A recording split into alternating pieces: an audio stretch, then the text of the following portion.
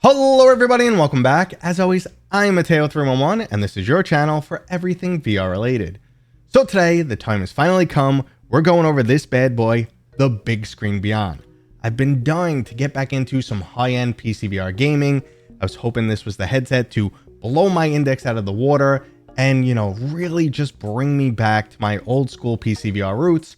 But overall, I have some mixed feelings on this. A lot good. And plenty not so good.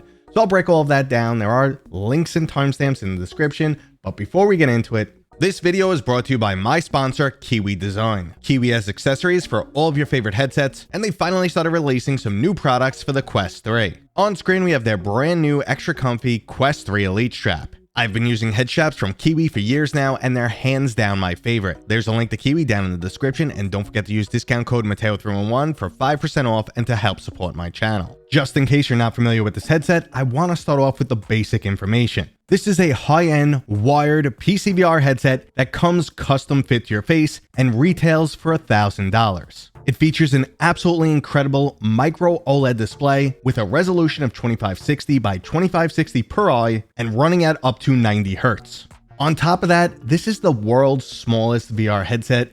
I mean, look at this, guys. It's incredible how tiny this thing is. And it's only 127 grams, which is about a fifth of the Quest 3 or a tenth of the Valve Index. So that is just insane. There's no way around it. And spec-wise, this is pretty much unbelievable. It's one of the highest resolution screens and easily the smallest.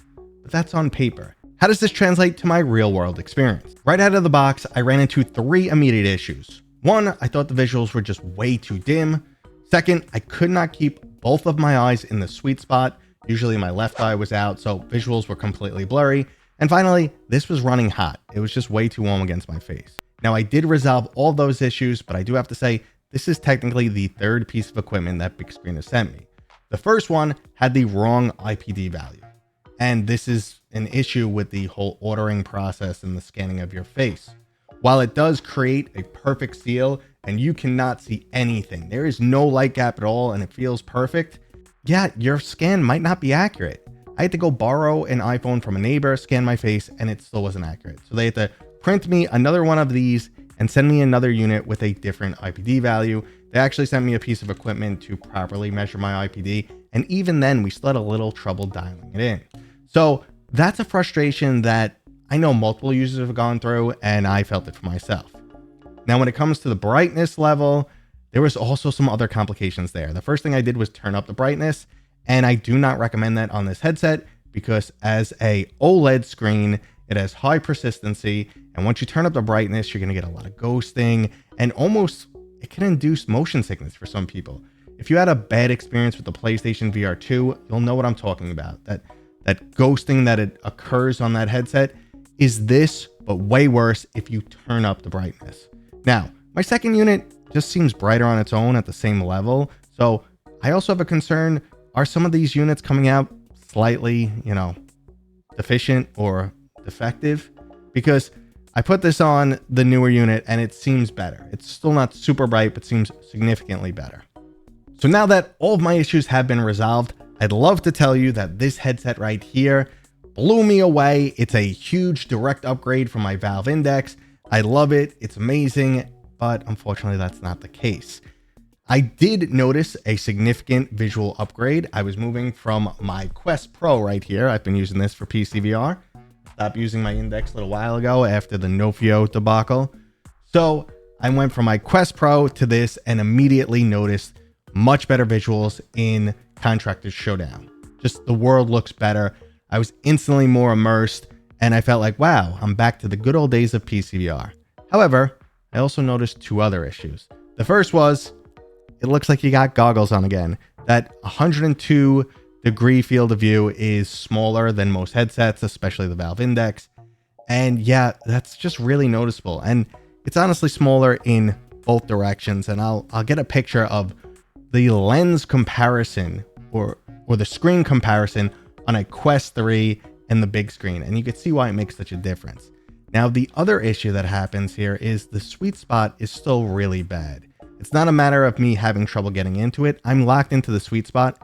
However, the whole perimeter of the screen is fuzzy. And it's too much. It's to the point that if you're not looking directly at something, it's not clear. If you glance to left, right, up, down, you will see just a whole ring. And it's almost as if like you're looking at fixed foveated rendering, like really bad fixed foveated rendering all the time. It's maybe even worse than that. It's almost like Vaseline across the edge. And that's just an aspect of their lens, unfortunately. So it really kills those high quality visuals, because in dead center, they're beautiful. But if you glance left, right, which is very common, yeah, it's just, it really kills the overall experience. You will adjust, you will stop seeing it, you know, it won't bother you as much over time, but it's there, and I have trouble getting past it. Now, another little issue I noticed was Contractor Showdown was now giving me a lot of reprojection, even with an RTX 4090. Now, this is something you could fix fairly easily with a few setting changes. Turn down the resolution a little bit, set something to high from ultra, whatever the case may be.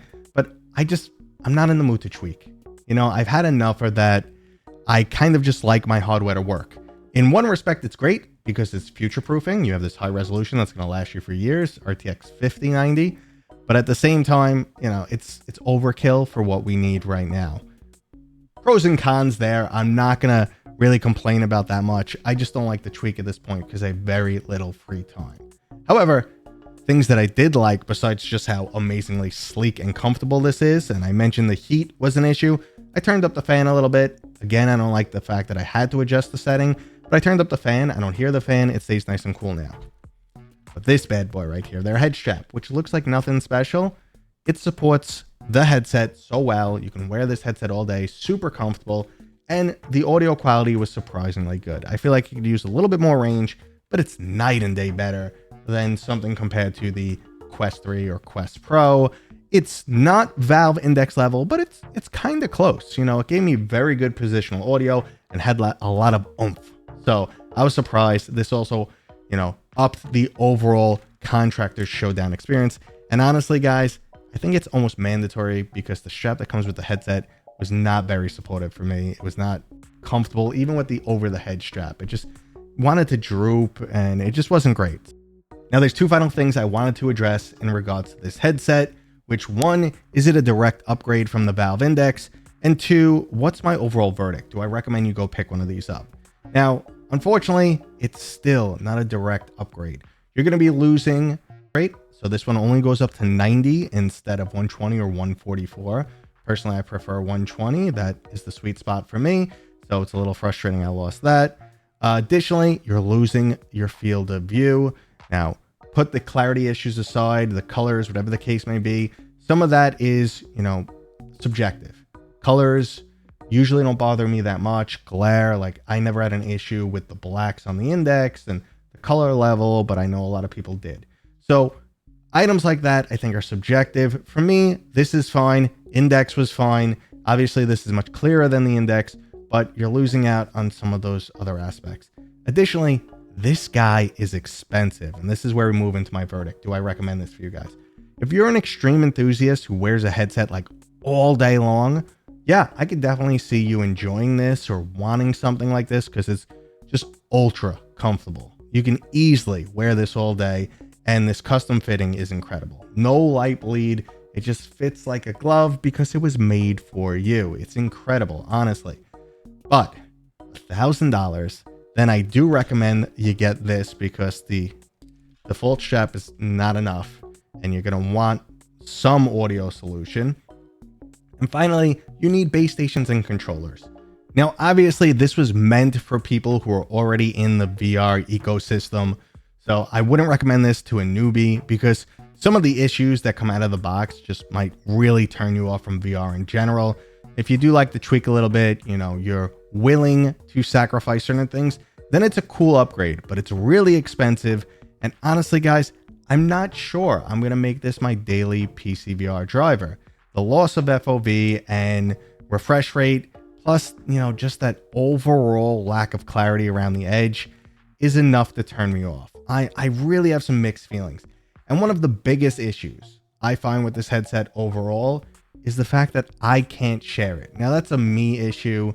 I love showing off PCVR to people when they come to my house, but I can't use this because you can't adjust the IPD, and this is designed for my face and my face alone. So you cannot share this headset, which is really frustrating. So I would still need a backup headset just to show other people PC. I know it's a very specific issue. However, I like to share PCVR. I'm sure, you know, there's a couple people in your house that might want to use VR and not just one person. So you run into a bunch of issues with this, and it's kind of like just for a very specific group of people. And it's hard to say, like, how do you know if you're the right person? Because you got to get one custom built for you. So overall, I'm walking away mixed on this one. I'll let you know if my opinion changes down the road, if I find more use cases for it, if maybe I get into more productivity stuff with VR. Like I said, for productivity, I think this would be amazing because the clarity, I can read, and it's just super light and comfy, and I could keep this on all day. I mean, it's also freaking cool looking. I wish they made this as AR. This is, you know, fantastic. And that's just another little issue I've noticed. I've become so accustomed to being able to see the room around me, even in a Valve Index, because it has cameras on the front. You could just click a button and see your room, or on the Quest, tap the side and see your room, and you can find where your controllers are, find, you know, whatever you're looking for, go to your computer for a second, whatever the case may be. With this, you're kind of locked in the VR, which is really good when you're in VR and you're looking for immersion.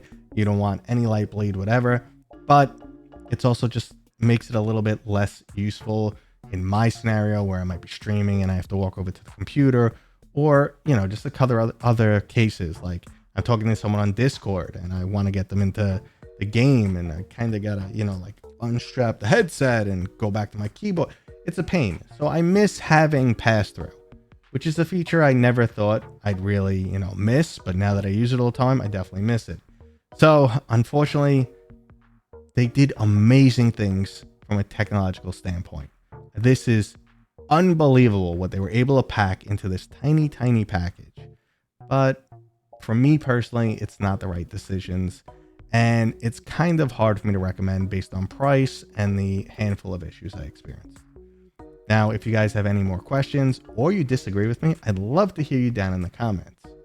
Now, there's a lot of subjective aspects here, but overall, I think many people will feel the same. If you don't, I'd love to hear it. If you enjoyed this video, thumbs up. If you're new here, please consider subscribing.